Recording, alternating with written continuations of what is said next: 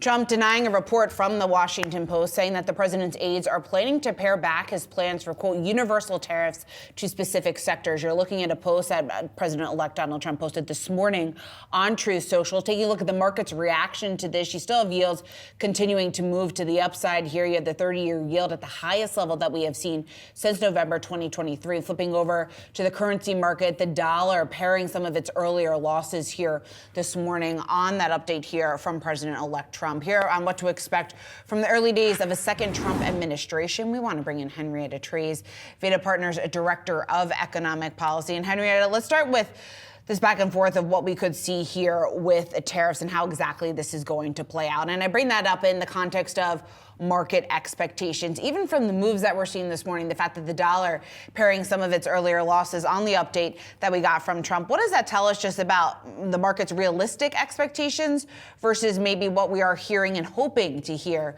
from the Trump administration? Yeah, I think it's really interesting. The market is obviously signaling that they take Trump's campaign promises very seriously, and they were moved by the tweet, by the Washington Post report this morning that maybe the campaign promises, which were very vague in the first place, were going to be pared back. What I think it really signals is a repeat of what we saw in the first term, which is that there's not a lot of detailed trade knowledge on the street right now, whether that's understanding Section 301 versus 232 versus IEPA versus balance of payments authority. There's just a lot of different components of trade law that can be deployed by the president. And we expect that to happen in January 20th when Trump takes over. So I think this one is going to be most likely deployed via IEPA, which is an immediate authority. We know that Customs and Border Patrol can update tariffs on any item in 12 hours. So the street should be prepared for that. I think if you wanted to step back and say, what's it really going to look like? Think about how much revenue they're going to need for the tax bill. The tax bill is going to require a minimum of $2.5 trillion to offset just the delta between what they already have and the $4.6 trillion cost of a permanent extension. So we need $2 trillion in revenue. Trump says that we're going to get it from tariffs. You should assume the tariffs will be coming on. Henrietta, that's exactly where I wanted to go with this reconciliation bill. Are any form of tariffs going to be enough to cover the costs? No, and really importantly, there's not votes in the House or the Senate to impose these tariffs. So when Congress is writing the tax bill, it will not incorporate a tariff. So what that means functionally is that the president will have to impose the tariffs likely well in advance of the tax bill being written to start generating revenue from the tariffs to go and tell Republican members of the House and Senate who may have an issue with massive deficit increases that the tariffs are going to, in fact, offset the cost. So right now, we generate about $74 billion per year on tariffs. We need to fill a $2.5 trillion gap. So the tariff rates need to rise substantially, and that's going to come from the president because, again, the House and Senate do not have the votes to pass tariffs as a part of the tax bill to functionally offset the cost. Henrietta, then how should we be looking at the path forward as Republicans are trying to chart this path forward? Maybe what is within the realm of possibilities, what is almost a pipe dream at this point, just given the very, very slim margin for error there, just in terms of being able to get enough votes. How do you see that progressing? I really can't say it strongly enough. I was the tax staffer in the Senate, and I've worked for Joe Crowley when he was in the Ways and Means Committee. Writing a tax bill is so hard. So to think that this is somehow going to happen in the 30, 60, 90-day time frame is unrealistic.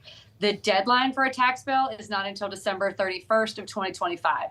The best case scenario is that Republicans do, in fact, try to tether the debt ceiling to the tax bill. The debt ceiling is going to be due around July, which is the earliest deadline that investors should have for the tax bill to pass. And then, of course, when the tax bill is written, it's going to be an extension of existing tax rates, not further stimulus from here. So all expectations about massive tax cuts, limited tariffs, easy passage of any of this should be pared back. Yeah, I want to stick on that, Henrietta, because I think it's such an important point, and we heard Speaker Johnson talking about this over the weekend, that he wants it to kind of be a waterfall of legislation at once in April. Should the market be anticipating more of a drip of policy coming from Washington throughout the year? Well, that's certainly what Senate Majority Leader Thune would like to see. So Thune, who's been in the Senate for 20 years and has a deep well of experience when it comes to how difficult this legislation is, including the 2017 Tax Cuts and Jobs Act and myriad debt ceiling increases and government funding shutdowns, has appreciated that writing a tax bill is very likely to take 7 to 12 months. And so instead, he would prefer to, give the president some victories on some of the issues he campaigned on early on in, the first half of the year. And that's a strategy that will actually deliver to voters, sort of give momentum to the Republican majority. One of the things to keep in mind is that it really helps the party when you're able to register wins. When you get bogged down in the legislative text, it tends to fracture folks. And in March, we have to have another government funding fight. So I think the president-elect has recently tweeted that he's, going back on this one reconciliation bill strategy, and now maybe is open to the two-bill strategy of Senator Thune. And I think that makes a lot of sense because you could actually get a military, immigration, border, and energy bill passed in the first 90 to 100 days. I think that's entirely conceivable, maybe even by February 14th if they put their back into it. But one of the issues is that then you don't have that border security red meat to carry into the tax bill debate, which is going to be extraordinarily contentious, controversial, massively deficit increasing. And so you really have those slim majorities, as you pointed out, creating havoc already before the president's even sworn in. So, Henrietta, just taking all this then into consideration, it doesn't sound like the market's optimism then maybe surrounding some of the things that we have seen drive some of those higher gains here since President-elect Trump was elected. It doesn't seem warranted. No, I mean, this is going to be really difficult and really hard fought. I do expect all of the tax extensions to go through, but it's going to take 12 months and there's going to be rocky roads in the interim. I think the bond vigilantes are in a really good position to say, this is going to be a $2.5 to maybe even $5 trillion spending year. Whether that's because of the debt ceiling, the government funding bills, increased defense spending, and of course the tax bill. These are all very expensive provisions. So optimism on deficit increases is entirely warranted. Optimism that this is going to be easy is way off the mark. Anybody who's ever worked in Congress should know that the president does not have the authority to write tax legislation. And though Trump can get Speaker Johnson confirmed as Speaker, he's not going to sway the SALT caucus. He's not going to sway the Inflation Reduction Act clean energy tax credit supporters. 70% of that money goes to red states. Those members are not going to want that money repealed in writing a tax bill. Henrietta, to start to wrap up our conversation where we started, this reporting from the Washington Post this morning that Trump's tariff policies had shifted a bit, that it was going to be specific imports, but across every country. That led to a bit of bullishness across certain corners of the market. And then, of course, Trump responding, throwing cold water on that reporting. Do you think that there is any truth, not to this reporting, but to the idea that the market is acting as a check on Trump and that the market reaction in the 30-year yield, for example, could be moving him on when it comes to his agenda on tariffs? No, I don't think that that's the case. Indeed, I think that the Washington Post reporting probably has a kernel of truth. I think it's unrealistic to anticipate that the president is going to impose 10% or 20% tariffs across every single import from any given country. That's not what we saw during Trump's first term. Now, granted, he has a different U.S. trade representative in Jamison Greer than Bob Lighthizer, but the strategy that is available and the tactics that are available to the USTR are so much more advanced than just a blanket tariff that we should expect it to be on specific alloys, specific critical components, just as we saw in the first term.